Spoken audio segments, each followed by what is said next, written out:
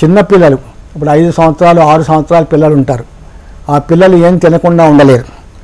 అట్లాగే ముసలి వాళ్ళు ఉంటారు, 60 సంవత్సరాలు దాటిన ముసలి వాళ్ళు ఉంటారు, ఈ షుగర్ పేషెంట్స్ ఉంటారు, అనారోగ్యంతో బాధపడే వాళ్ళు ఉంటారు. వాళ్ళు ఈ యొక్క గ్రహణాన్ని పాటించవలసిన అవసరం లేదు. వాళ్ళు మ్యాక్సిమం రాత్రి 7 భోజనం చేస్తే సరిపోతుంది. చిన్న పిల్లలు ఇప్పుడు 5 సంవత్సరాలు 6 సంవత్సరాల పిల్లలు ఉంటారు. ఆ పిల్లలు ఏం తినకుండా ఉండలేరు.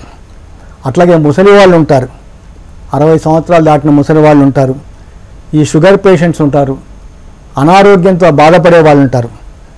వాళ్ళు ఈ యొక్క గ్రహణాన్ని పాటించవలసిన అవసరం లేదు.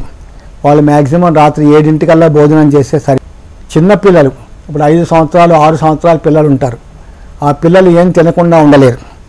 అట్లాగే ముసలి వాళ్ళు ఉంటారు, 60 సంవత్సరాలు దాటిన ముసలి వాళ్ళు ఉంటారు, ఈ షుగర్ పేషెంట్స్ ఉంటారు, అనారోగ్యంతో బాధపడే వాళ్ళు ఉంటారు.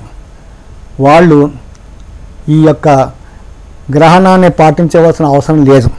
వాళ్ళు మ్యాక్సిమం రాత్రి 7 భోజనం చేస్తే సరిపోతుంది. చిన్న పిల్లలు ఇప్పుడు 5 సంవత్సరాలు 6 సంవత్సరాల పిల్లలు ఉంటారు. ఆ పిల్లలు ఏం తినకుండా ఉండలేరు.